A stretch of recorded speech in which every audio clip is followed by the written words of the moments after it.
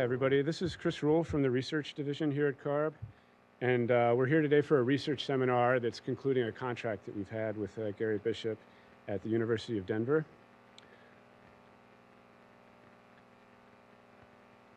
Before I get started, there's kind of some housekeeping announcements that I would like to point out here.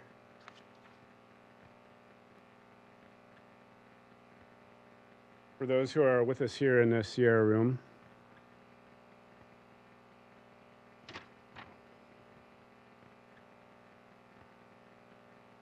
well, I'm not finding it here, but it's basically, you see that the exits are behind you, and so if there is an emergency, just go ahead and proceed through the exit doors, which are right behind you. Don't take the elevator, go down the stairs, and we'll meet in Cesar Chavez Park, which is right across I Street. I'm sure you're all familiar with that, but keep that in mind and know where the exits are, of course. I also wanted to, before I get started, I've been managing this contract, but I haven't been managing it the whole time. Chandan Misra, who was the first manager of this contract, so I definitely wanted to acknowledge his contribution, especially during the early days when he and Gary were planning this work, back in whenever it would have been 2012 or so. So thank you, Chandan, for all the work that you've done, and I'm really grateful that I got a chance to take over for him, because I really am excited about the results that Gary is here to present today. So the title of this contract is Investigate the Durability of Diesel Engine Emissions Controls. Basically what this means is that Gary has been out in the field measuring real-world measurements from heavy-duty engines. And he'll give you more details, of course, in his presentation. But the primary thing that we're interested in here is all these new aftertreatments, advanced aftertreatments that have been implemented in heavy-duty engines. We want to verify that they're working as expected in the real world. In cases where they're not, we want to be able to identify those situations. And so that's what Gary is here today to talk about. Just a little bit of background here. Here are the certification emission standards for heavy-duty engines. It's the engines, not the trucks themselves, that get certified. In blue and on the left axis, we have NOx standards. And in red and on the right axis, we have PM standards. And as you probably are very well aware, these standards have been getting lower and lower. In other words, more and more tight as time has gone on here, especially over the last few decades. And just pointing out a couple specific drops in the emission standard levels. In the early 90s, that's when the PM standard was first brought to 0.1 grams per brake horsepower hour. And this is what first motivated or sort of caused implementation of diesel oxidation catalysts. And it was really later on in the 90s when these really became widespread use. But it was this first drop in PM concentration standards early in the 90s that started to basically reflect what we would now think of as maybe a modern aftertreatment on heavy-duty engines and trucks. When the NOx standard was tightened about 10 to 15 years ago, that's when exhaust gas recirculation became widespread use. Before there was any sort of catalyst that was used to remove NOx from the exhaust stream, it was exhaust gas recirculation that did this. And that was able to get NOx standards down to maybe 2 or 3 grams per brake horsepower hour. Of course, the ones we're more familiar with now are the tightening of the PM standard in 2007, and this is what has caused diesel particulate filters to become in quite widespread use throughout the states and in the country, in fact, because these are, in fact, federal standards that have been harmonized with California standards. And then the last thing I wanted to point out was the 2010 drop in NOx emissions. And this is what's caused selective catalytic reduction to be widespread, implemented in trucks throughout the country again. My point here is basically, we have these emission standards that we set. We don't specify the ways that the OEMs and the other manufacturers are supposed to meet them. But in general, these are the 4 ways, the 4 types of aftertreatment that have arose as a response to our regulations and the federal EPA's regulations. That last slide was certification standards, but that's, of course, not the only way that we try to clean up truck and other emissions for Californians. We also have a lot of regulations that deal with in-use or on-road heavy-duty diesel vehicles. And in fact, the California Diesel Risk Reduction Plan, that's about 18 years old now, specifically said that we wanted to cut diesel particulate matter emissions by 85% by 2020. And of course, trucks generally have a very long lifetime, and there was no way we were going to be able to make this goal just by new regulations on new engines. And so we've had a series of on-road regulations like the drayage truck regulation and the truck and bus rule, which have required existing trucks that are already on the road to get retrofit with some of these DPFs, SCRs, some of the advanced after treatment that I mentioned before. And of course, we also do enforcement here, as well as inventories and regulation and all the other things that we do. And the field opacity testing, the smoke testing, is another thing that another way that we can make sure that trucks that are in use are having as low emissions as we can feasibly have them, and have the RB as clean as we can get it to be. That's just a little bit of background. I wanted to talk a little bit about our speaker today, Gary Bishop. The one thing I really wanted to mention about Gary, one of the best things about working with him is he really puts all the data that he's collected on this website. I have it up here on the top here. And it's really, as I've gotten more into real world emissions, as I've gotten more into this kind of work, I don't know of another resource like this website. You can see, you can't see because the font's too small, but these are all the heavy duty data that he has put up there, all the real world data. He's actually done a lot more with light duty over the years, although that's not what he's here today to talk about. I started to put the light duty stuff on the slide, and the font was just way too small. You just can't really appreciate, by looking at that list, how much data is available at this site. But yeah, I've got it up here. He's been to 4 continents, 21 countries, 30 US locations. And not only is there all the work that Gary and Don Stedman and their colleagues have done over the years, but this technology that Gary and Don developed has been licensed out, patented out. I'm not sure how you'd say it, but a lot of other folks have been using it. And although we are here today to talk about trucks, I just wanted to mention one thing about the light duty. And this, of course, is not to assign credit for anything here. I just point this out because I think it's interesting, all the benefits that you might not expect that you can get out of this kind of data. There were several groups in Europe that were actually using Gary's instruments and looking at in-use NOx from light-duty diesel vehicles. And about 10 years ago now is when these studies first started getting published or presented at conferences. And they started reporting, very high NOx and especially NO2 from these light-duty diesel vehicles in Europe.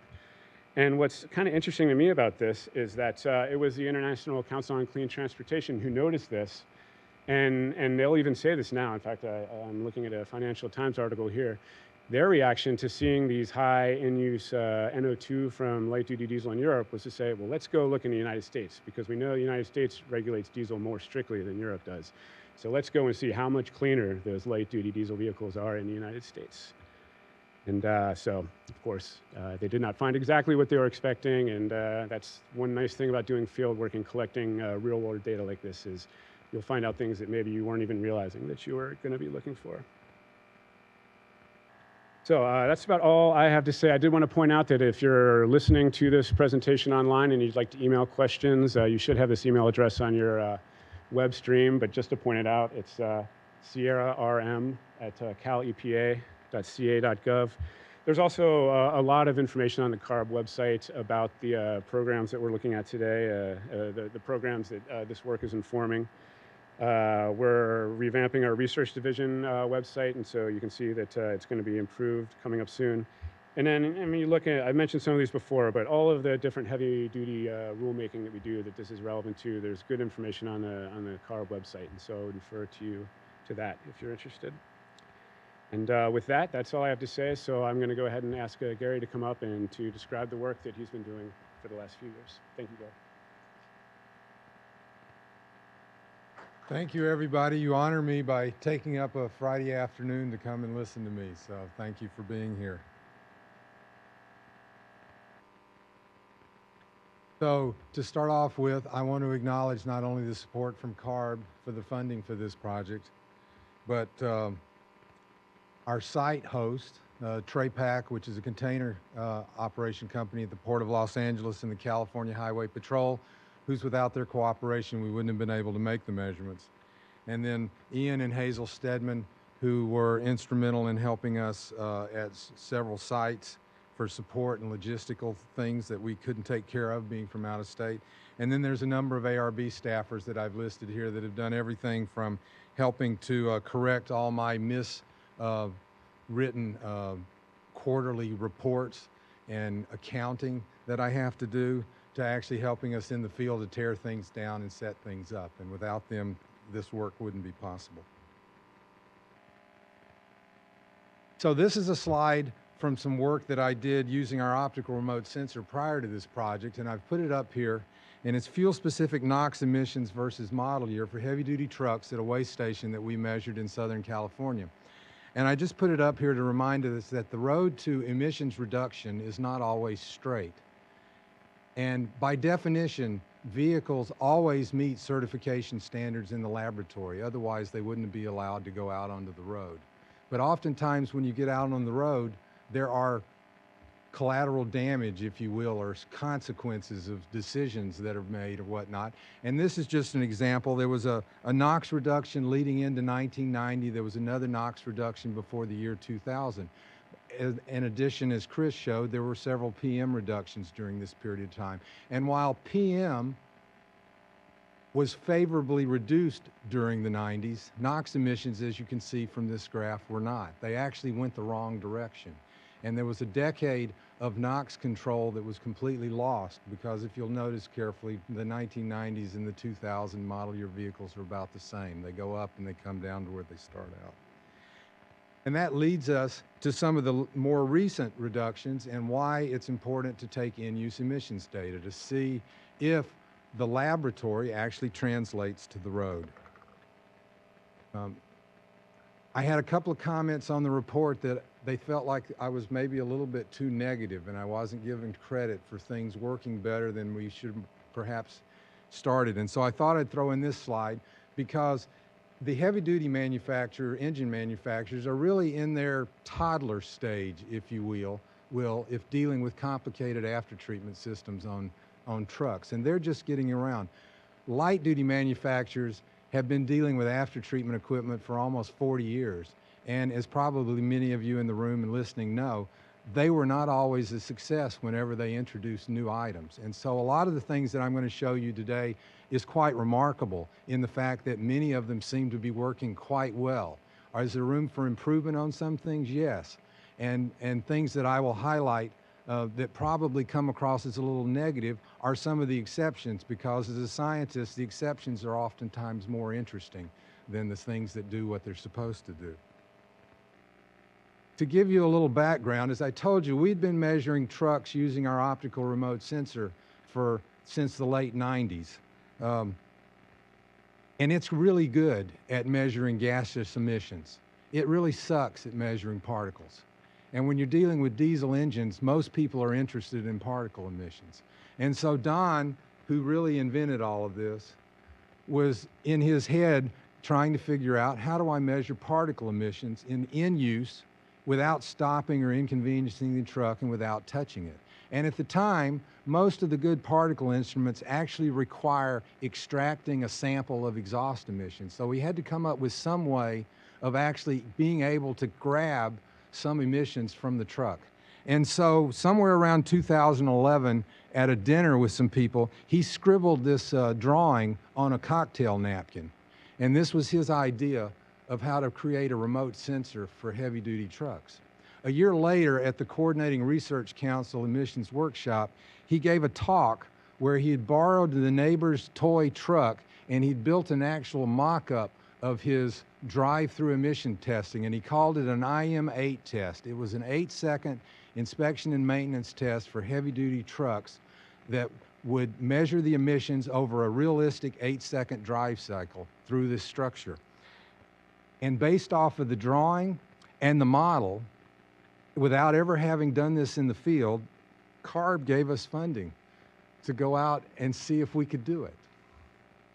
And so that's what I'm going to talk to you about today. And so this is a picture of the setup at Cottonwood.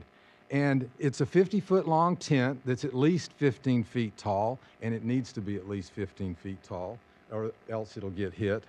And it has a pipe that runs the length of the tent. The pipe has holes drilled in it at about every foot. They start out at 1.25 inches in diameter, and they decrease in size down to 1/4 inch at the end. There's a fan located at the end of this pipe that sucks air through the tent.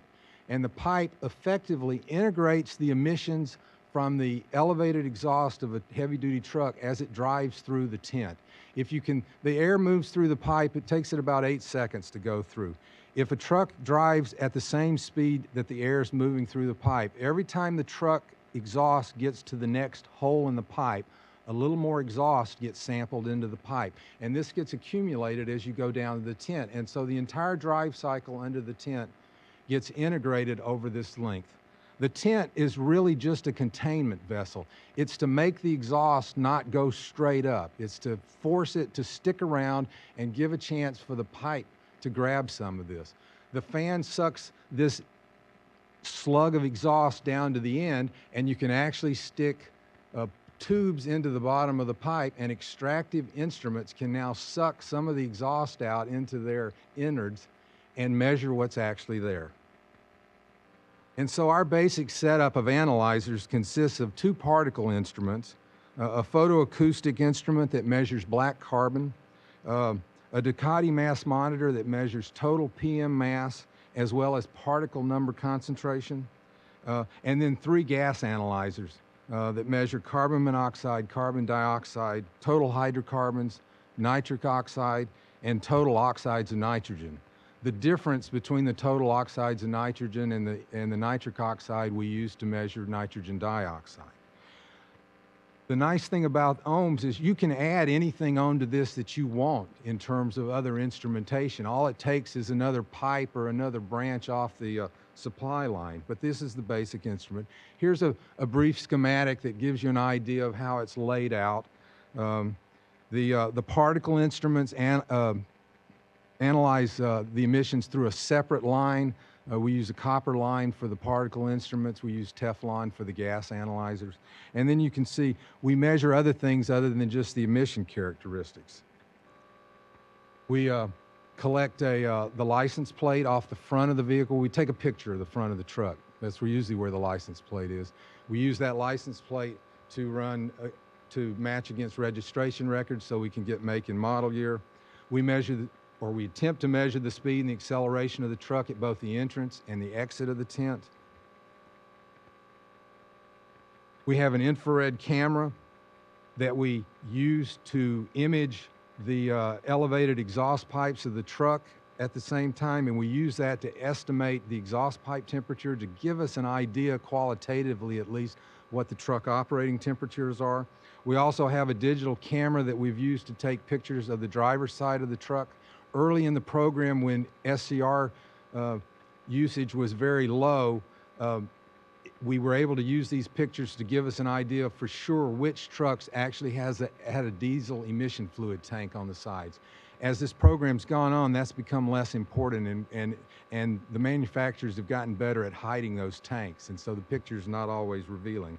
And then in 2015 and 2017, as I said, CARB let us borrow their fast mobility particle sizer, and we actually collected fuel-specific particle size distributions along with the emission measurements. And since you've never seen it, here's what it looks like in use. Basically, we need about 15 seconds between when the truck leaves the front of the tent to when the next truck's front reaches the front of the tent to be able to image that truck individually. This blue truck is a little quick behind the white truck, and so we probably didn't get him. But between the white truck and this next one coming up, we did.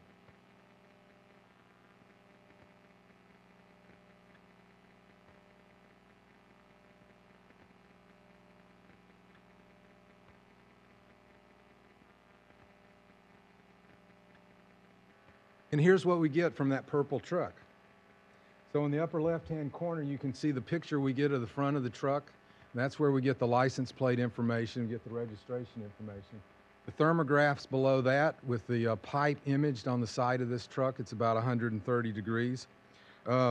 We've got entrance and exit speeds. You'll notice the exit speed does not look correct. I'll show you some of the warts we get sometimes in our data.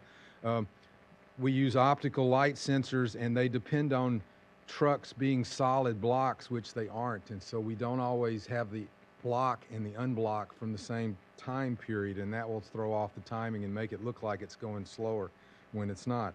And then here's, in the right side panels, are the data that's collected from all the instruments. The CO2 is on top, CO and HC are below that, then NO and NOx, and then the particle instruments are below.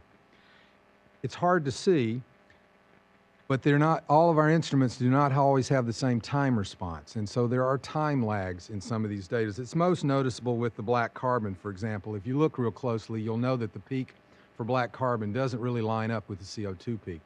When we set up the equipment at a site, we puff in particles and gases, and we calculate what the lags are for each of the instruments, and then we include that into the data analysis. And so the instrument then time shifts the necessary time to time align each of these measurement series with the CO2 data, and then that produces the correlations that you see in the panels to the right. And those correlations we fit a linear least squares fit through, and the slope of that line is converted into a fuel-specific emission factors. Grams per CO, or grams per PM, or grams per NOx per kilogram of fuel burned. What you'll notice is that there are more variability in some species than there are than others, and that'll depend sometimes on background conditions. You'll notice the particle instruments are incredibly sensitive, and you'll notice the PM if you look closely. There was some leftover exhaust that's still diluting to background in the back, and so you've got a sloping baseline there. And so the PM measurement, if you'll notice, has a higher uncertainty than, for example, the black carbon. But both of them are reading about the same, which means almost all of the PM that we saw from this truck was black carbon. What was the other thing I was going to say? Oh, when you measure a zero emission truck, we get a slope of 0. Now, slopes that are slightly positive or slightly negative are legal values when you're measuring the slope of a thing. And when you see some negative numbers later on, I don't want you to think that the truck's cleaning the air. What it means is that when we measure 0, depending on the instrument noise and conditions, we'll have a distribution around 0 that will include some negative slopes and some positive slopes. And if we throw out the negative slopes, we'll bias the means high, because what the negative slope means is that there's also a positive slope of that value that is also not correct and really 0. And so we keep the negatives in to balance out, to take care of this distribution. That's what I wanted to mention. So for this project, we were asked to make measurements at 2 locations in California over a 5-year period, a week at each location in 2013, 2015, and 2017. And we ended up at 2 locations that I think worked out really well in terms of the contrast that they provide to the data sets. One was a weigh station on I-5 in Cottonwood, California, which is just south of Redding. And the other one is at the Port of Los Angeles at a container operations by TRAPAC that we had actually been using the site to do some optical remote sensing work earlier.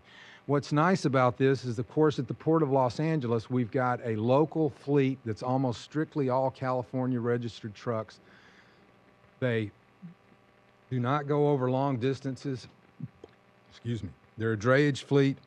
And the other thing is that because of the San Pedro Bay Port's Clean Air Action Plan, in 2010, they were all required to retire their older trucks and replace them with a 2007 compliant truck that included a diesel particulate filter if it was a diesel and met the 2007 particle standard if it was some other fuel. And so we have a very young fleet that's fully DPF equipped. In fact, it's the only one that I'm aware of anywhere in the world at that time.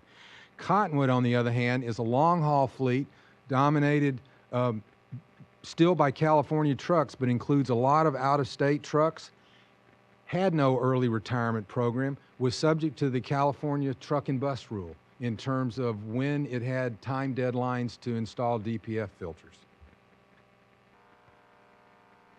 So we took a week's worth of measurement at each site in these 3 locations, and here's a little summary of the data that we collected.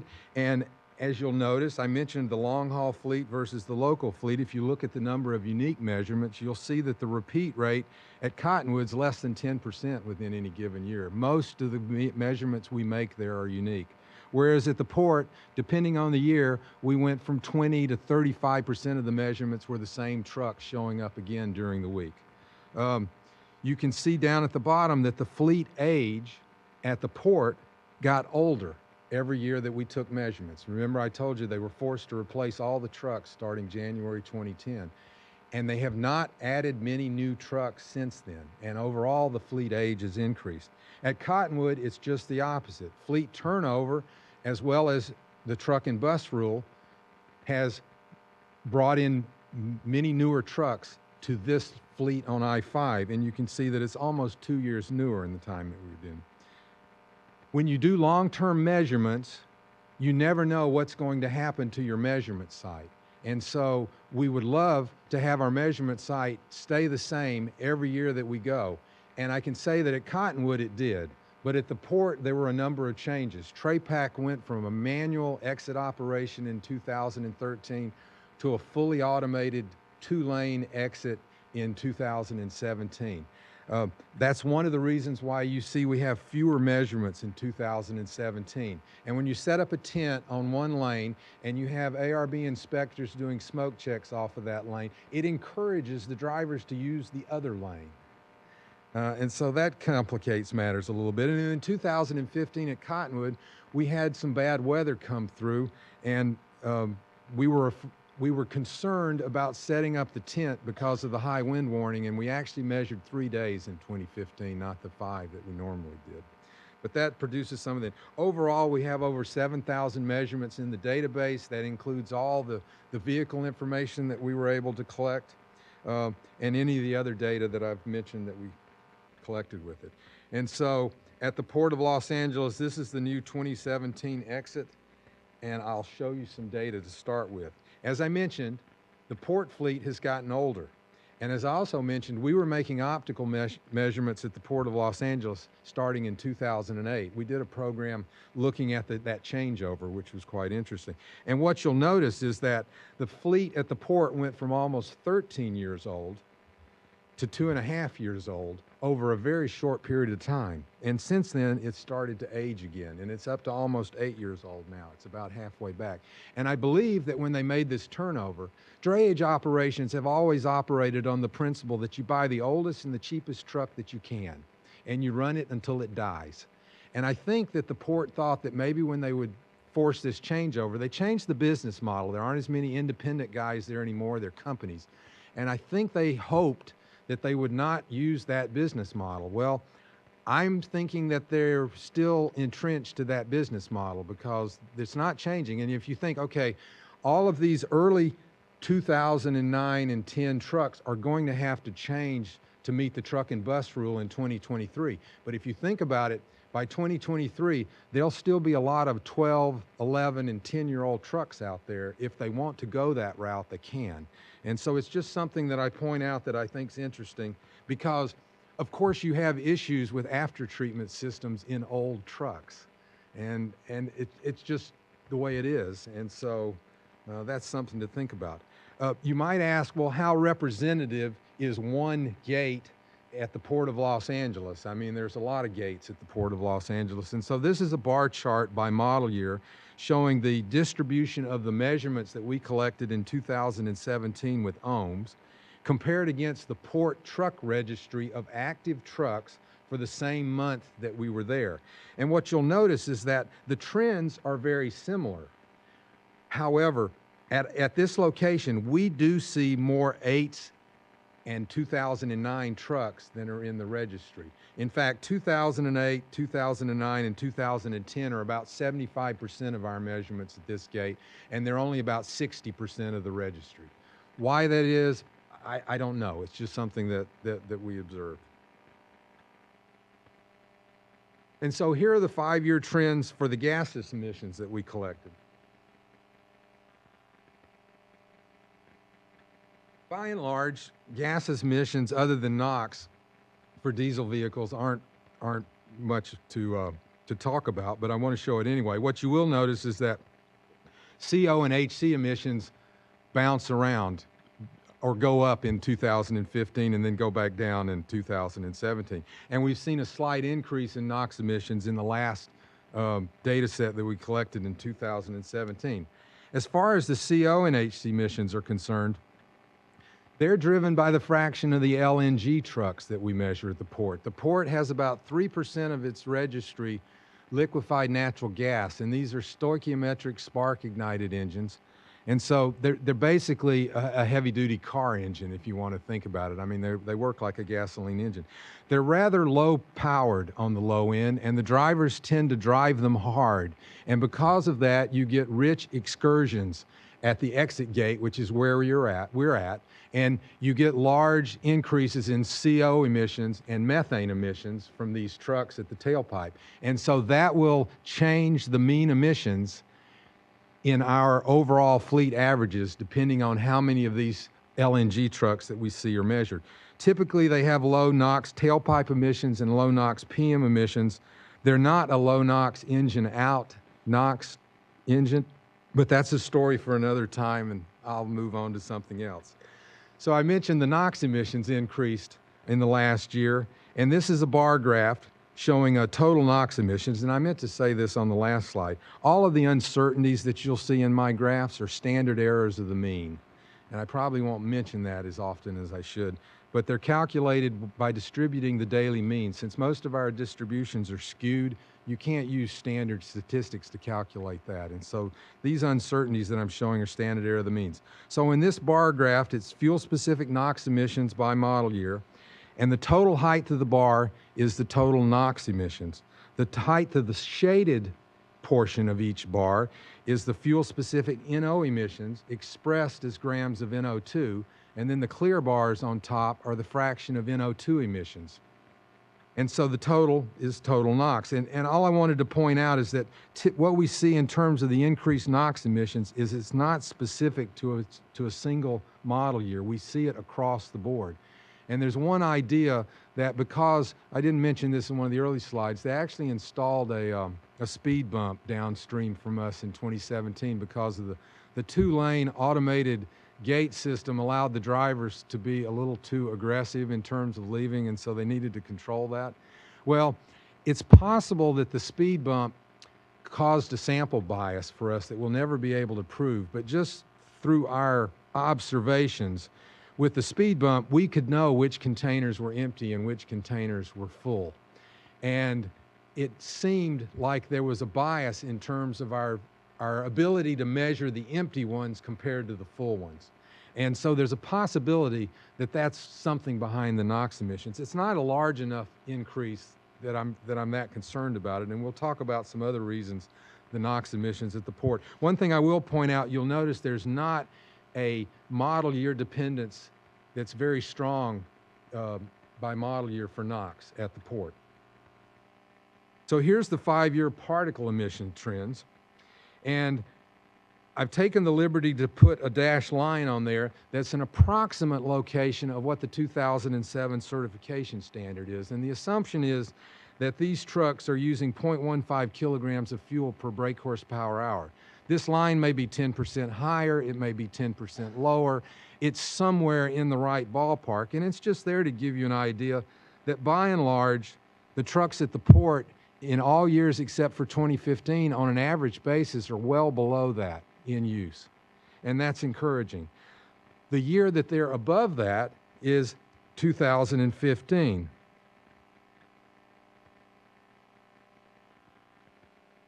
And when you look at fuel-specific particle emissions by model year, you'll notice that in 2015, we see large increases in model years 2008 and 2009, and we see somewhat significant increases in 2010. The early first-generation DPF trucks have higher emissions in 2015, and then it goes away in 2017. Well, what's behind the increases? Well, this is a box and whisker plot showing all of the data for all 3 years. The box marks the 25th to the 75th percentile. The straight line in the middle is the median. The mean is the filled squares. The whiskers go from the 10th to the 90th percentiles, and the symbols are all the measurements that fall outside of that. And if you look very closely at 2008 and 2009, The interquartile range on both of those expands significantly in 2015, and also the whiskers to the 90th percentile, and also the number of points beyond the 90th percentile. And so we've had an increase in high emitting trucks, a small increase, not a big increase, but a small increase in 2015. And then you'll notice that in 2017, the range of those emissions in terms of the extra points beyond the 90th percentiles are still somewhat similar. They're just much lower density. And of course, you don't see the 4 high excursion points that you see in 2009 model years. What went on? Well, you can throw out several hypotheses, none of which I can prove. The ARB did smoke inspections both in 15 and 17. And starting in 15, they started expanding these smoke inspections statewide, and they did a lot more, and they started writing citations. So we can hope that this extra enforcement action brought some repairs on some of these trucks, or maybe they left the fleet. There's also the possibility that they knew we were there and they avoided us in 2017. And I can't prove either one of those. But I can, and I'll talk a little bit later about those 4 high points, but I thought I'd point out that particle number emissions, and this is a graph of fuel-specific particle number emissions by model year for the port trucks, tends to follow the trends that we see for PM and black carbon. It's certainly not a one-to-one relationship. The particle number emissions did not go down as much in 2017 as the PM and the black carbon did. But as far as those 4 high points, turned out it was from a truck that we had measured 6 times during that week. And we've also had the benefit of measuring this truck also in 13 and 17. So we've seen him a total of 9 times in those 3 years. What caught our eye was the fact that for whatever reason, if we measured that truck in 2015 before noon, he had really low particle emissions. And if we measured him after noon, they were really high. And it's like, how can they be really high and really low? And in fact, when we sent this data in to be published, one of the reviewers came back and was adamant that the low numbers had to be wrong. And that if we couldn't justify the low numbers, we needed to remove this analysis from the paper. And Molly and I had forgotten about the smoke testing. And we thought, well, let's send the license number to Chris and see what happens. And we hit the jackpot because they measured this truck on Thursday afternoon and Friday morning, back-to-back measurements. And on Thursday afternoon, we measured him through the OHMS tent at about 18 grams per kilogram of fuel. And I'll point out the average, even for 2015, was 0.1 for that year. We measured him at 18. On the smoke test, he failed with a 96% opacity reading. And then the next morning, one of the first trucks through the gate, we measured him at 0.1. He went through the smoke testing. He passed at 11%. So you're sitting there going, what is going on? So here again, we have a couple of hypotheses, but we have nothing concrete. So DPFs are ceramic monoliths that are really size exclusion filters. They work almost like a vacuum cleaner bag in your vacuum. I mean, they physically trap particles and keep them from going out. So on a diesel truck, to have measurable particle emissions, number one, you've got to have a DPF that somehow has been violated in some way so that the exhaust is getting directly to the atmosphere. And the truck has to be emitting particles. All right, you can't have a broken DPF, and if he's not emitting any particles, you won't see anything. So these early generation trucks are mostly EGR controlled trucks. They didn't have any NOx after treatment systems, and so typically they were designed to run a little richer and therefore sacrifice some engine out PM, which the DPF would clean up to control NOx. So to think that this truck is going back and forth between particles and no particles is probably a stretch. More likely, possibly the DPF is cracked in some way, and the cracks are thermal in nature, so that in the morning maybe the cracks aren't completely open as much, and in the afternoon, after he's been running most of the day, they've expanded. More likely, the theory that I've stuck on is that DPFs, as they trap particles, they create what's called a soot cake on the outside of the ceramic filter. And that soot cake actually improves the filtration rate on these, and they actually filtered smaller particles. These early trucks had a higher regeneration rate because of the fact that they typically generate more soot particles. And what we might be seeing here is what's going on between regeneration events. That in the afternoon, we've caught this truck before the soot cake has really formed on the filter, and the cracks are allowing particles to escape. Some reason in the morning, the soot cake had built up, the filter had, the soot had filled most of the cracks, and the filter was functioning properly. And that's the best I can do right now.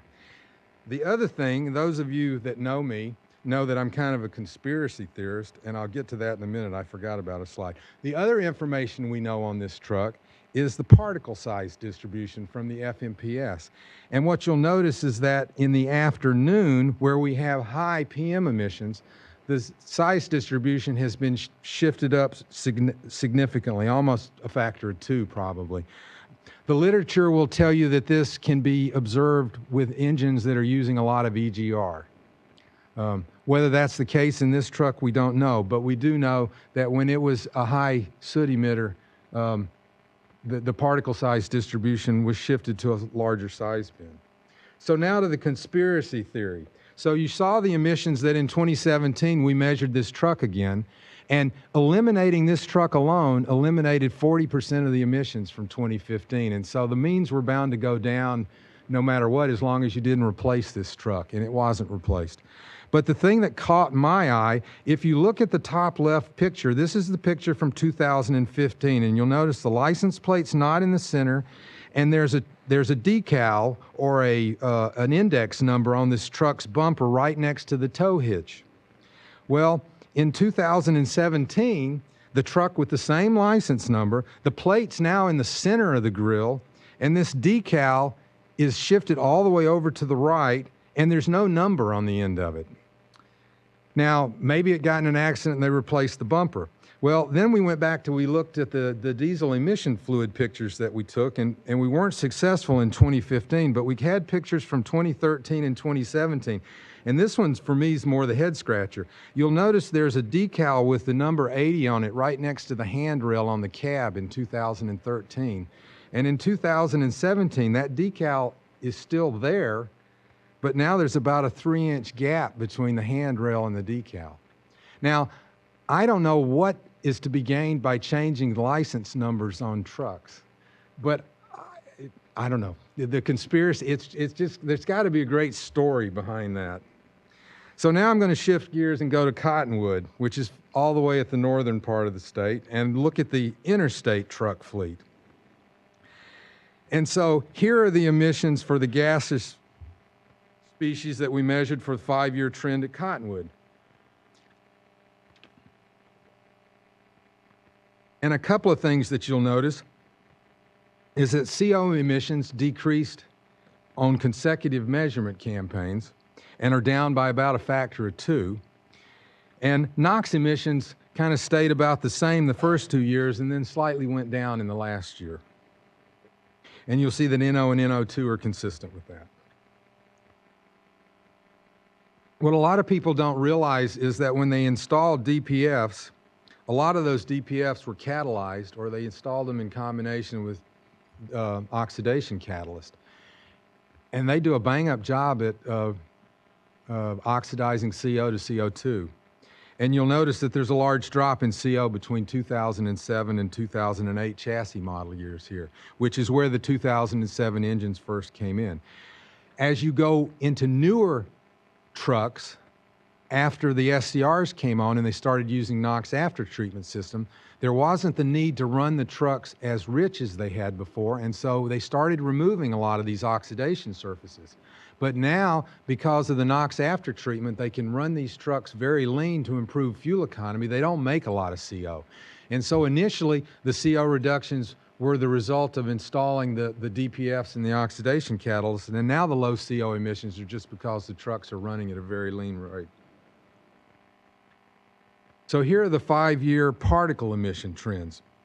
And again, I've added the approximate location of the standard, but I want to point out that that standard line on an average fleet doesn't apply in 2013 or 2015, because in 2013 there were still a large number of trucks in California that were allowed to operate without a diesel particulate filter. As the truck and bus rule phased in, that number decreased until 2017. All of them that don't have an exemption for various reasons, and that gets complicated, should comply with that rule. And what you'll notice is that the PM and the black carbon and the particle number all decrease on successive years, so that overall PM's down 87% at Cottonwood. And I wasn't aware of this. Chris's slide, what was it called? The diesel, what was the risk reduction plan wanted an 86% reduction by 2020. So here Cottonwood's made that by 2017. Both for PM and black carbon. They're not there on particle number, but there aren't any particle number standards yet. And here's what that looks like for fuel-specific PM emissions on a by model year graph for the 2013 data. And this is what it looked like initially. And you'll see that starting with the 2008 trucks, huge cliff in terms of particle emissions. Now there's a large point in 2009 with a huge uncertainty bar on it. And that involved one truck that was emitting copious quantities of white smoke that we measured at 70 grams per kilogram. It was white smoke. The black carbon instrument didn't see him at all. And we have no idea, but that's the one blemish in 2009 that throws that point out of whack. But what you'll notice is that we fast forward and include the 2015 and 2017 data. From 2008 forward, those points all stay down there around the line. But what you'll notice if you look at the older trucks, a lot of those points have started approaching the lines. And they should, in the sense that if you were keeping an older model truck and you wanted to extend its life, you needed to install a retrofit DPF. And in fact, in 2015, we actually looked up a lot of the license plates through one of the databases that CARB had and showed, there's a graph in the report showing that the trucks that registered as having a DPF had an order of magnitude lower PM emissions than the trucks that said they still didn't. And so about half of the emissions reductions at Cottonwood are from these older trucks that not only have left the fleet, and I'll get to that in a minute, but the ones that are remaining have been retrofit with DPFs and have much lower emissions than they did when we first measured them in 2013. The other thing that's happened at Cottonwood, you remember it's gotten newer by almost 2 model years. There's been a huge shift in the distribution, the age distribution of the fleet. In 2013, almost 20% of the measurements that we made were from trucks that were 2000 model year and older. You can see that's dropped to less than 5% in 2017. And you'll notice that it's just gotten pushed all the way up to the right. And where now, in 2017, the dominant model years are 2016, 2015, 2014 trucks. I'll show that again here in another way. So the top graph is fuel-specific black carbon emissions by model year, showing 13 and 17 measurements. And there again, you can see the cliff with the 2008 model year, chassis model year trucks where the DPF started. And then the bottom graph is the fleet percentage of total black carbon emissions that's contributed. And what you'll notice that is in 2013, more than 35% of the total black carbon was from 2000 model year and older trucks. In 2017, that's now less than 10. And what you'll notice is that now the largest contributors to the total black carbon are 2009 and newer trucks. But what you have to keep in mind is that total black carbon has gone down by a factor of 7 between those 2 years. And so while you look and say, oh, look, there's all this black carbon, 2009 and newer, that's the contribution to the total, and the total has gotten very small. You can see that in this slide. So this is the fraction of PM emissions from all of the measurements for the 3 model years plotted against the fraction of heavy-duty vehicles. If we had a normal distribution of emissions, basically you'd have a one-to-one line that would go across the middle horizontally here. But what you'll notice is that the emissions are skewed. And what that means is that there's a smaller and smaller number of trucks in each of the successive years that are responsible for a larger percentage of the emissions. If you look carefully, in 2013, about half of the emissions are coming from 13% of the measurements. In 2017, half of the emissions are coming from about 5.5% of the measurements. And so a few higher emitters are responsible for the majority of the emissions. And we would think going forward that this will continue to get skewed a little bit more. It can go the other way, right, if we end up with more trucks that have issues. But by and large, what we're seeing is a high success rate in terms of the DPF reliability. This is another box and whisker plot from Cottonwood by model year for all 3 years. And it's the same as before. The box is the 25th to the 75th percentile. The whiskers go from the 10th to the 90th percentiles, and then we plotted the points outside. And the couple of things that I'll point out is that we've talking about the older trucks having retrofit DPFs. Look at what has happened to the 2007, not only the mean, but the distribution, how the interquartile range is probably a fourth or a fifth of what it was in 2013. There are still a few high-emitting trucks. You can see those points that trail off above the top, but you'll notice that they're very few in number.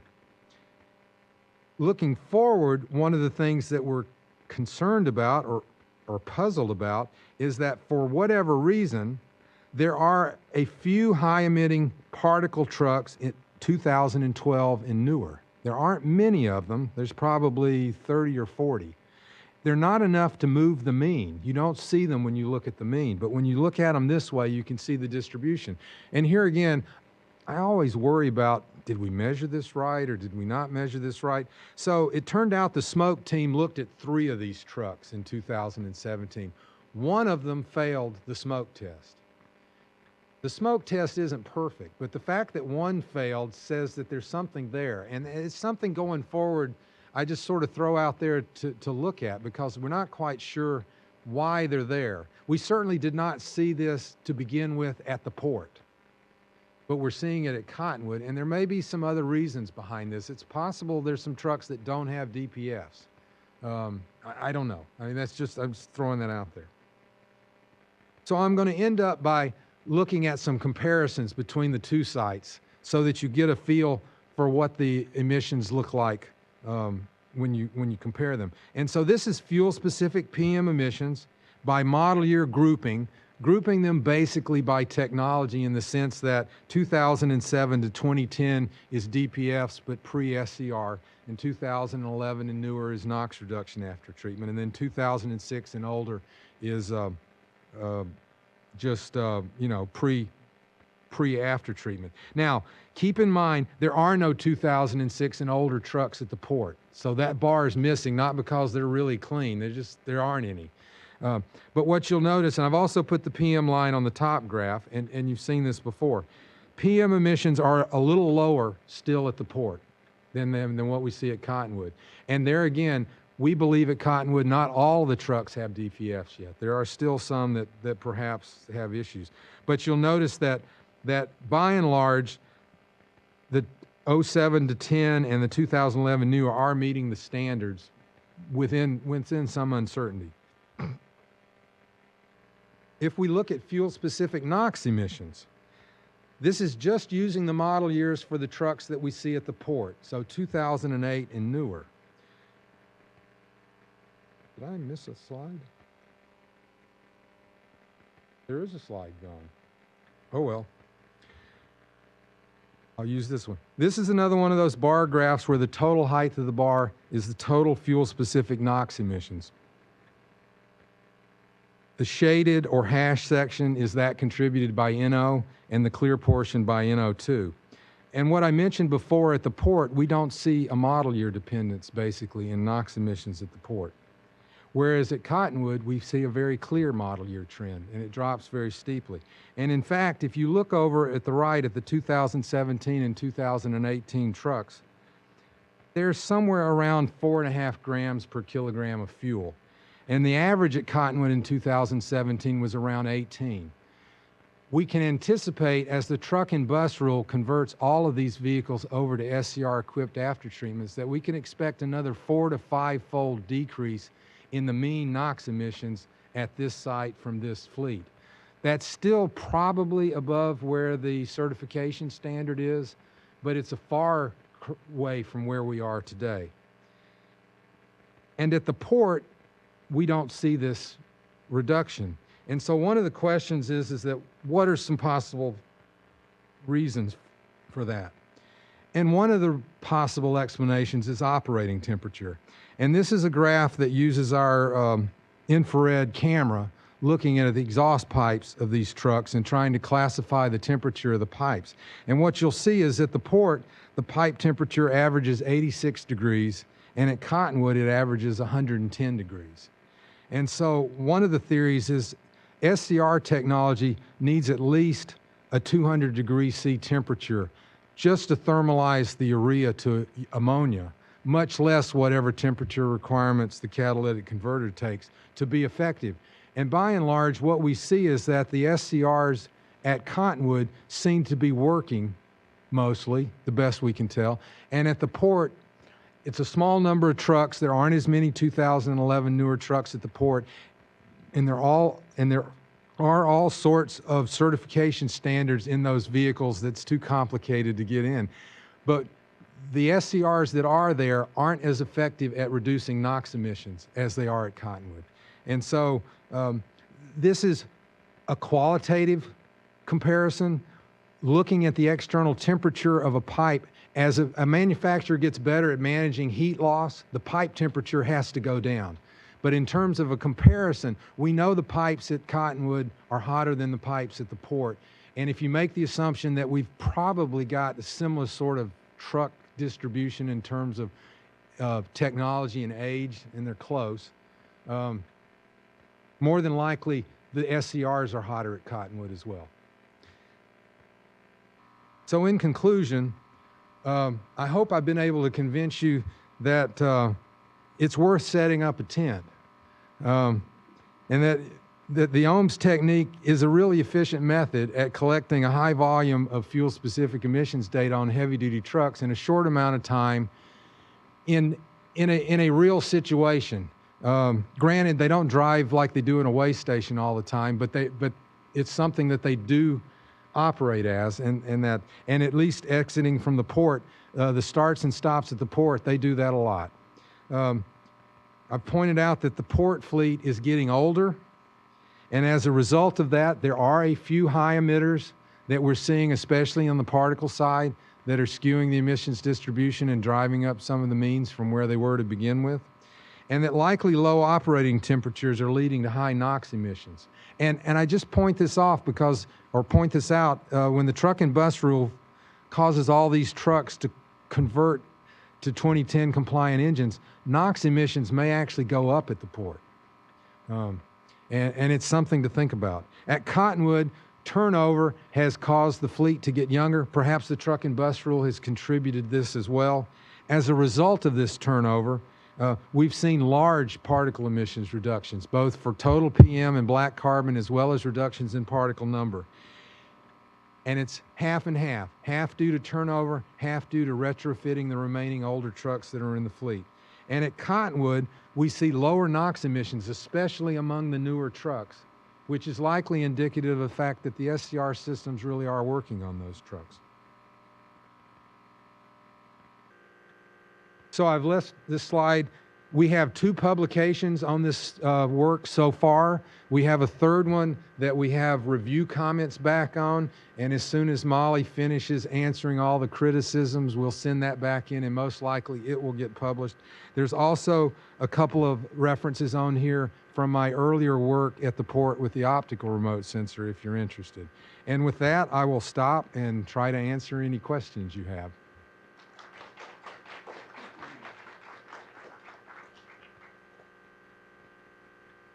Okay, thank you, Gary. Start in the room here. If anybody has any questions, just, yeah. I thought it was an excellent talk, so thank you. Could you tell me if it was bad? I probably would not, but Well, thank you anyway. really enjoyed it. But I'm a little less familiar with the operations at Cottonwood, but I know that trucks in the ports spend a lot of time in creep and idle, and the SCR systems have trouble working under low duty cycles. So do you think that the congestion in the ports is causing the SCR to work less efficiently in LA versus Cottonwood? It's not the congestion. It's that you're right. They go inside and they sit a lot of times. And some of the drivers will cut the engines off depending on where they're at. A lot of them have been trained with the no idle rule, and so they'll actually cut them off. They used to cut them off at the manual exit gate while they were doing their paperwork. With the automated gate, they don't do that now. And so mostly it's just the duty cycle. It's a low load, low activity cycle. I mean, they're bursts of activity. They grab a container and they have to move it to another part of the yard, and then they sit to wait for it to be unloaded or to do this, and then the exit process. They go through several steps at just the exit process. There's a big building. I don't know if you can see it.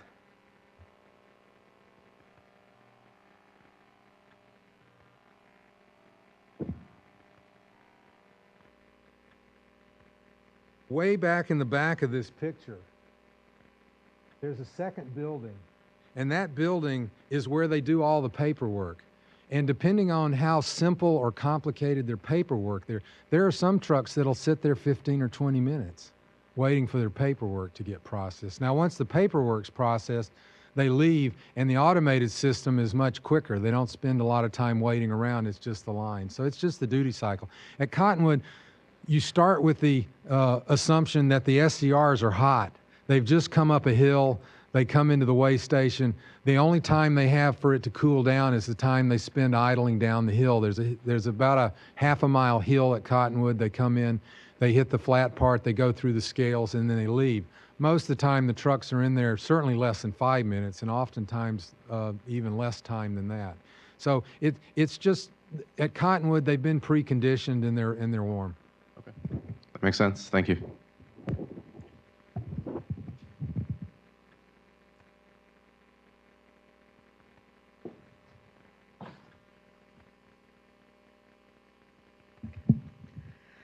So do you think you were seeing any glider kits at Cottonwood? Uh-huh.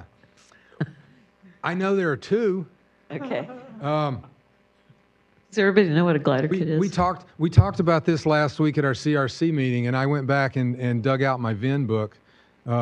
And there are several manufacturers that aren't engine manufacturers that just build chassis, and they mark glider kits in all of their VIN categories. And so I went in and looked at the Freightliners, which are the largest category at Cottonwood, and I found two. They were 2014 chassis. They both had very low particle emissions. Yeah. I mean, zero.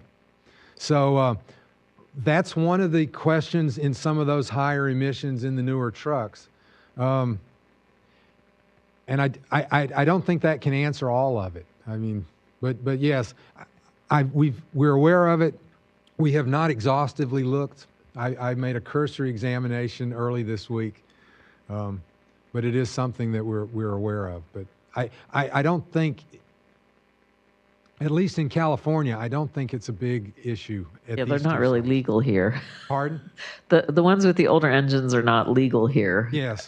So yeah, I wouldn't expect it to be as big a problem here as in other But you states. still have to enforce that. Right. Then that's the challenge. Yeah. Most red-blooded Americans don't always volunteer, and they don't consider that un-American. That was a great presentation. I love all the data, and you have a. And we're just scratching the surface. Right, I'm afraid it's. You mentioned on slide 36 that there was one truck that was a newer model year that skewed your data, and you noticed that there was white smoke. Do you have any idea what that white smoke was? Was it a regen event, or was it something else? We don't know. Typically, white smoke is indicative of a coolant leak. However, the Ducati is under vacuum, and if the particles were water particles, they'd never make it into the impactors to be measured because they'd all evaporate. The Ducati saw them. So my guess is it's more than likely a turbo oil leak or something. Now, how it's getting through the DPF, I'm not entirely sure. It's possible that the DPF has become saturated with oil, that maybe the leak is bad enough that it's really, impregnated everything, and eventually it has to go out. We saw this truck coming down the hill, and in fact, several of the CHP guys pointed it out. I mean, if you've ever watched those old World War II movies where the destroyers lay down the smoke screen to hide themselves, I mean, that's what it looked like. It's ridiculous to say that, but that's what it looked like. So no, we're guessing.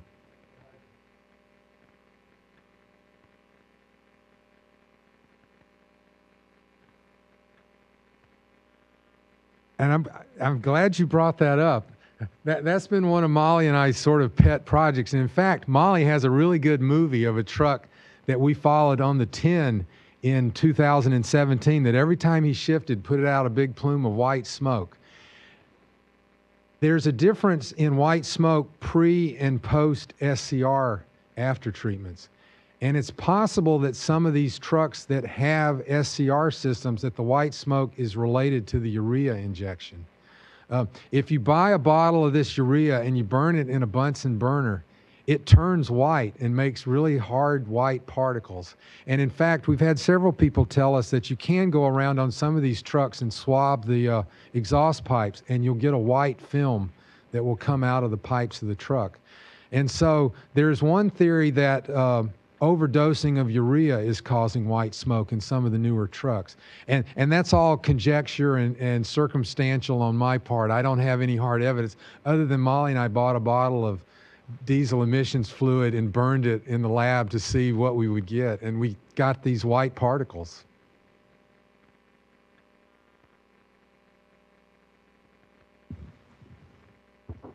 I have a question about that experimental setup. You said like your sampling inlet is downstream of the inline fan, right? So do you think that, when you pull the air from the exhaust, the particle gonna loss to the fan or not? We do not. And if you download the report, there's a large appendix. This came out, and I didn't want to get into it totally, but there's some other groups that have made measurements that have numbers that are higher than ours. And one of the explanations possibly for that was that our sampling system was losing particles, and that if we're losing particles, we would have lower numbers by default. So Molly spent a fair amount of time, to the best of our particle abilities, we set the OHMS pipe and intake system up inside the chemistry building hall. And so we hung everything from the ceiling in the hall and set the entire thing up.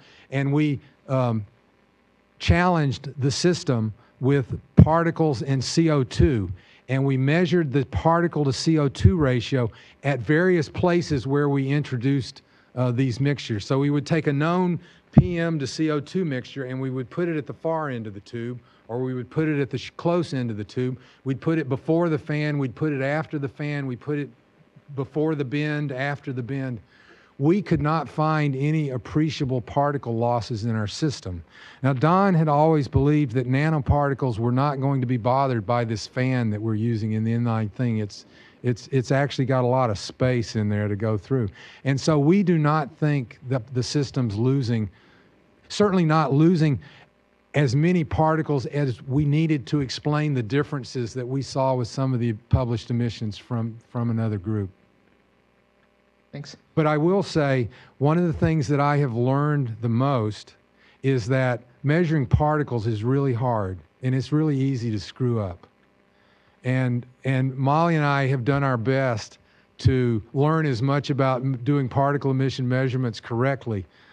But, I go to the CRC emissions workshop and I listen to guys that have been doing it for 30 years, and they make mistakes every now and then. And so it's very hard, and I respect the work that they do. And one of the things that we fall back on is that our measurements of DPF-equipped trucks are very similar to the small number of trucks that have been measured in labs.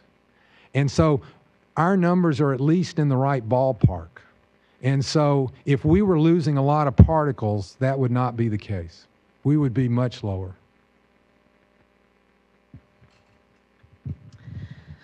So I know one of the biggest variables that you've been discussing here is chassis model year. Did you see any correlation to the way the drivers are driving through the tent, like in terms of the velocity that they had going through, or is that not a big enough, was there not enough variability there? Well, it depends on whether they're conspiracy theorists or not, too. Yes, it modifies the behavior that some of the drivers do. At Cottonwood in 2013, the commander that let us work there was very cooperative, and he actually let us control the flow rates. And one of the reasons we got a much higher measurement rate in 2013 at Cottonwood was because we could manage to some extent at how they drove. And we set up at the end of the lane. And so you have some group of drivers that know it's the end and they're ready to get out of there, and they cooperate and accelerate through the tent and marvelously. And then you have some drivers that'll just idle through. We're not going to measure them if they idle through. And so basically when you get low driving modes or low speed driving modes, the tent, the pipe system dilutes the exhaust about 1,000 to 1. And so when you get to low RPMs on a diesel engine, they're not putting out a lot of CO2 to begin with. And so diluting that by 1,000 to 1, we lose it. So yeah, typically we're self-selecting for trucks that are actually doing some work and burning some fuel. And we're getting a sample. Got 4 questions actually on via email. So Lewis Browning says, Gary, great presentation. I was wondering if there's some N2O in the difference between the NO and the NOx readings. This might be particularly true for SCR trucks. N2O has a greenhouse gas implication that NO2 does not. Yeah, I don't know. That one's outside my wheelhouse. We don't measure N2O. And I know that it's become a more interesting topic because of the greenhouse gases. But would N2O be counted as NOx by you, or is it just NO plus NO2? Well, so the total NOx analyzer has a catalyst that converts all NO to NO2, and then it measures just NO2. It's chemiluminescence. I'd have to go back and look at the literature in terms of, I know that there are interferences with ozone chemiluminescent, not as many as there are with the UV system. I don't know. I'll have to say I'd have to look that one up. So moving on here, this is from Yitan in our section. Hi, Gary. If I understand correctly, the comparison across different years was based on the entire fleet you measured in each year. Do you know what fraction of the 2017 fleet was measured in previous years? Have you looked at their emission trends separately? And last year, is it possible to estimate the degradation rate based on these repeatedly measured trucks? So the answer to that question is yes. In the report, there's an exhaustive list of tables and figures where we looked at repeat trucks, which were trucks that we saw more than once in the same year, and what we called reoccurring trucks, which were trucks that we saw from year to year. Of course, at the port, those numbers are much higher, and they typically tend to be all the 2008 and 2009 and 2010 trucks that were both reoccurring. And I showed you the high emitter. We saw it in all 3 years. So it would be a reoccurring truck in that calculation. At Cottonwood, there's a very small number, 20 or 30 that we see, not necessarily every year, but we saw more than 1 year. There are some trucks on that route that are delivery trucks, Coca-Cola and UPS and Yellow Freight, those types of trucks that are running long distance routes. And so we have a very small number of those, and that information is in the report. All right, number 3 here from Zuping Li. Some manufacturers claim that their newest natural gas engines for trucks have really good performance for NOx emissions. Have you looked at newer natural gas trucks? It depends on what he means by newer. So the natural gas trucks at the port are started with 2009 chassis model years, and we have measured natural gas trucks with our optical system up through some measurements that we repeated this spring at that way station in Southern California that's separate from this program in 2017. So I have some NO, NO2, and ammonia measurements from those trucks. I guess I should just go ahead and say this. Through the wonders of chemistry and catalysis, NOx in those trucks gets converted to ammonia on the catalytic converter. And so they're very high ammonia emitting trucks, which is why they have low NOx at the tailpipe. Basically, they have kind of a pseudo SCR system going on inside on the three-way catalyst, but then they don't have any way of eliminating the ammonia. So yes, we have some gaseous measurements on LNG trucks all the way up through 2017. That data is not public yet, but it will be shortly. And we don't see a lot at the weigh station. A lot of the natural gas trucks at the weigh station are refuse trucks. Last online question from Ian McMillan from South Coast Air Quality Management District. Great talk. You mentioned that you think NOx might go up at the ports as the truck and bus rule continues to be implemented. Your slide is a couple more sentences here. Your slide 36 shows that pre-2010 is about equal or a little higher in NOx at the ports. Thinking about incentive programs to purchase new near zero and zero emissions trucks, based on this data, what should be prioritized first for reducing NOx at the ports? Pre-2010 trucks or post-2010 trucks? And I'll repeat that for you again, Gary, if you want to bring up slide 36. Let me just show this one for a minute. Yeah. One of the things you'll notice is that the 2007 to 2010 trucks for NOx are about the same at the port in Cottonwood. And where we see the differences is in the 2011 and newer. It's possible that if this chart holds, even as you convert to an all 2011 newer fleet, you will see some additional reductions in NOx emissions. The difficulty that we have is that the uncertainties, if you look at our newer measurements, are quite large because there are very few trucks. I want to say in 2017, 25% of our measurements were 2011 and newer. And a lot of those model years only have a half a dozen or so trucks that we've measured. I'm not a policy guy, so I'm not quite sure how you go about. You know, one of the things that I worry about is I've not been a fan of the one-size-fits-all regulations because one size doesn't always fit all. And I realize you've got all these issues that if we had multiple regulations and some guy bought a drayage truck with one technology or a long-haul truck with one technology and then sold it to somebody who's going to use it as a drayage truck, that you end up with all kinds of issues. And so it's easier to have the one-size-fits-all. But there are ways to lower NOx emissions that don't involve urea injection and catalytic converters. And I'm not saying that's the answer.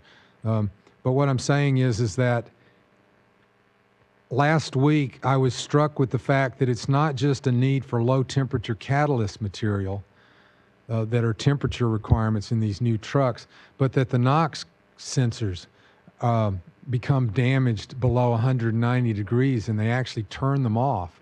And so, and you need 200 degrees to thermalize urea to ammonia. And so there are a number of issues that perhaps some more thermal management will eventually help, but I can't see it solving it completely. Now, it's possible they'll come up with a better NOx sensor that won't be as temperature sensitive, and that will help in the long term. I think I've danced around his question and haven't maybe completely answered it, but that's I've exhausted what I think I know. We have one more question here.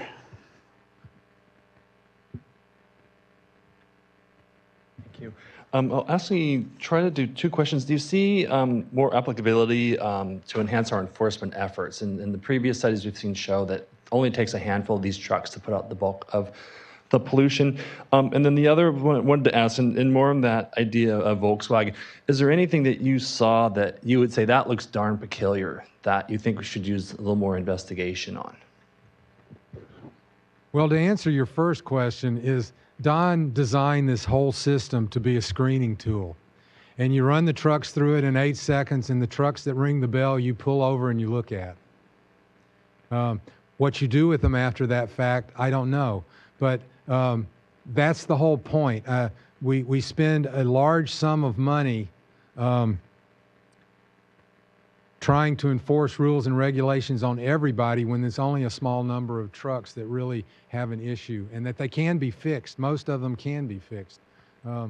And so anything that speeds up the process of filtering out the trucks that have problems, and there's a small number, and that's a good thing, that you can do, allows you to concentrate your money where it's going to do the most good. I keep reminding people, and I don't like getting political, we have a clean screen program in Colorado where if you drive through one of my remote sensors that's operated by a commercial guy and you pass and you do this within a certain amount of time of when your smog checks due, they allow you to just send the money in. You don't have to go in and take the test.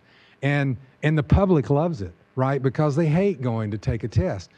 But we're spending an awful lot of money on clean cars, and it never does anything to lower emissions. And so anything that you can do to help concentrate the money where the problem is, to me, helps improve air quality the most, as opposed to using a broad brush screen. Now, help me with your second question. Oh, it had to do with VW, and was there anything peculiar? The only thing that we think is a little peculiar is the high PM emissions from the newer trucks at Cottonwood. We did not see that at the port initially.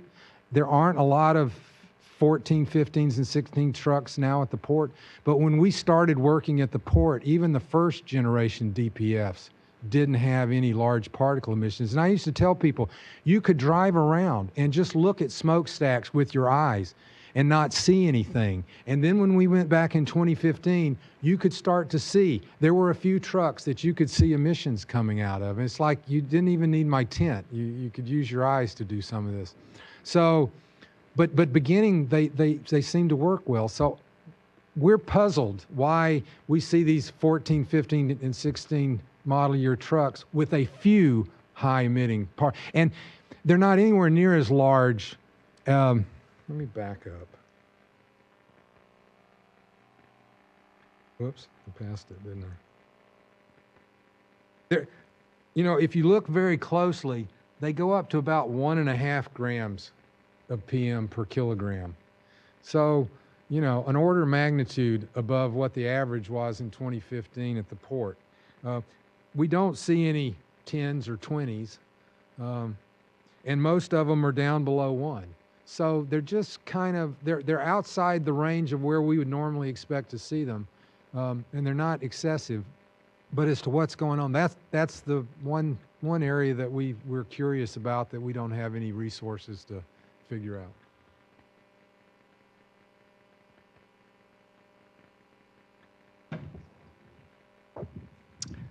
Thanks, Gary, for the talk. 2 questions. One, what do you do with trucks with TRUs?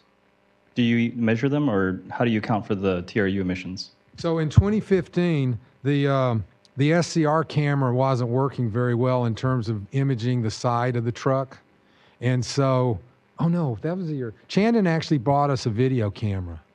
And we used a video camera in 2015, and we videoed all the trucks going out. And I used the video information to find trucks that had TUR units on them, and also the trucks that had either red or green lights on the indicator that the driver uses to tell whether the thing's regulating to the right temperature. And there's and especially in the 2015 section in the report, there's a discussion about those units, and in the database in 2015, those trucks are marked.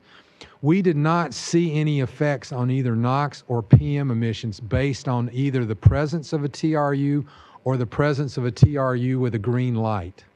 Now, one of the arguments that I made is that the biggest TRU engines are usually 1 liter, and a lot of them are even 0.6 of a liter or 0.7 of a liter, whereas most of these trucks are 12 to 16 liters.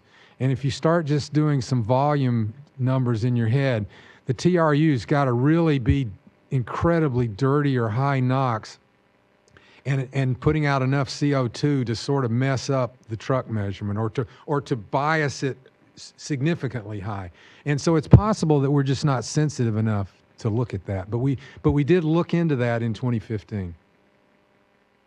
Great. And then the second question and idea that we've been kicking around is, yeah, we've been calculating everything as a fuel-specific emission factor.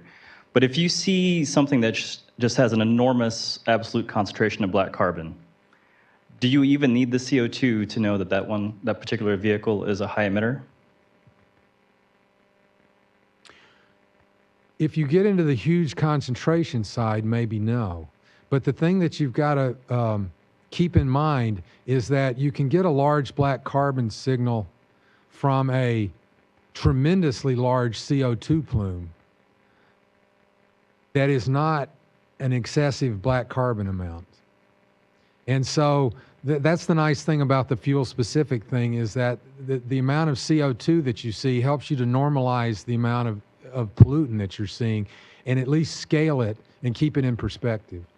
But yeah, I mean, if you want to drive down the highway and visibly identify trucks that are smoking, I mean, in my book, well, I don't know if California used to have certified smoke shade readers at the weigh stations. I've forgotten about what that was. I mean, there was a way that they could issue citations before you started doing the opacity testing. Did I get both of those? Yeah, we were just trying to come up with a way to simplify, how can you get away with doing the same with less equipment? So we were wondering if we could, but that kind of brought up another question I thought about was, what about real-time opacimeters? Have you ever done a co-location with the black carbon instrument and a real-time opacimeter with the tent? No. Do you want to? Well, that's sort of a self-answering question, right? That's the business I'm in. So sure. I mean, that's kind of how the FMPS showed up. Is somebody said, "Do you want to use an FMPS?" And we said, "Sure, bring it out. We'll figure out what we can do." Well, it turns out you have to install it carefully because the PAX is an acoustic instrument. For whatever reason, the FMPS really screwed it up the first day at the port in 2017, and we ended up having to replumb everything because it created some kind of noise in the system that the PAX heard and caused it to just go incredibly noisy. And it was kind of like just by accident. I thought it was driving me nuts. We just unplugged it one day and all of a sudden all the noise went away. It was like, oh, there's where it's coming from. So yeah, I mean, you can add all kinds of things onto this. And we did some work with some guys in NOAA. They've got a time of flight mass spec. I mean, that would be really fun. To stick on the end of one of these tubes and do an HC speciation. So, but those are all things I don't have money for, but if you want to contribute, you're welcome to. There was one question back. Did you want to ask?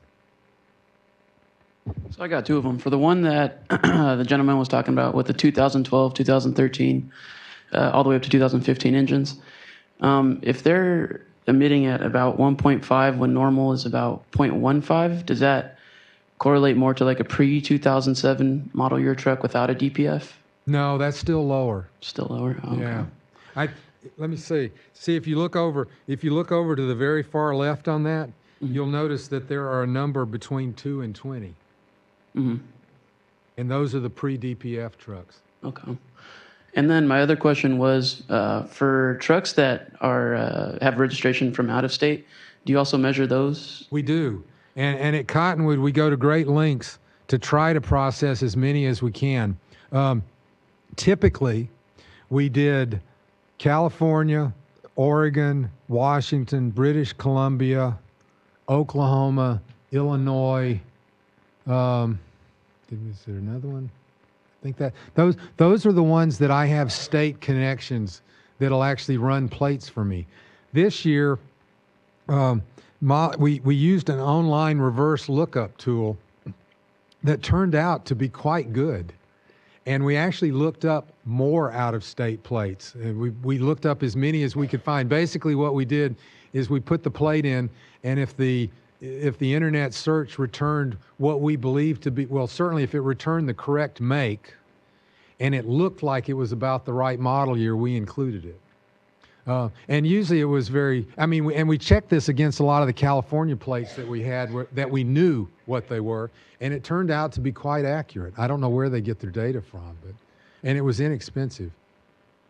So could you make any, estimates to how effective the truck and bus rule is in California relative to these other states, since they're all using the same federal standards?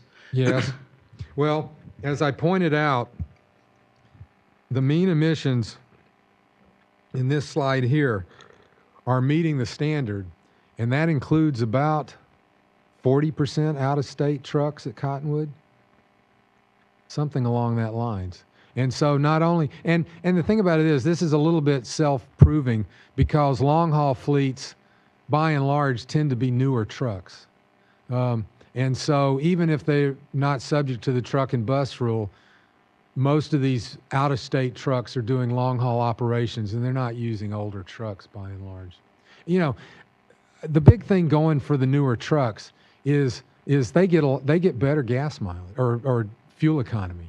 They're actually lower fuel cost to operate, so there is an incentive to use these newer engines. I know there's more expenses in terms of perhaps maintaining them or servicing them or things of that nature. But typically on long haul routes, fuel economy is everything.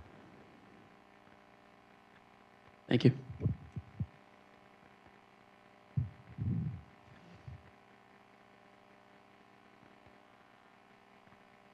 I think I'm going to ask sort of a stupid question that belies my understanding.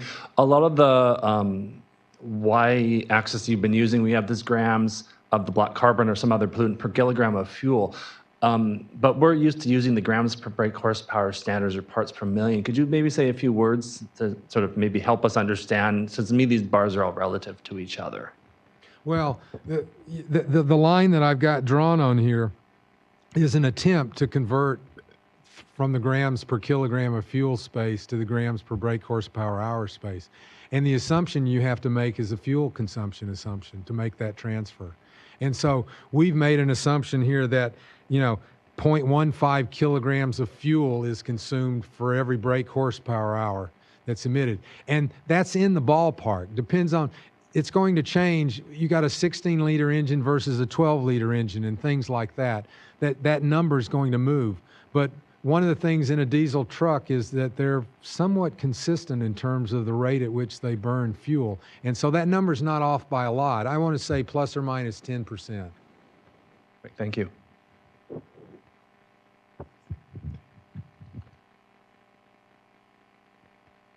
Any last questions for Gary? I'm going to check the email, and I don't see any more questions here. So, yeah, we've gone long enough, I think. Thank you for talking for so long on this Friday afternoon. Again, I'm really grateful that you're able to come, and I'm excited about this data and glad that you were able to provide it for us. So let's thank Gary Bishop one more time for the presentation.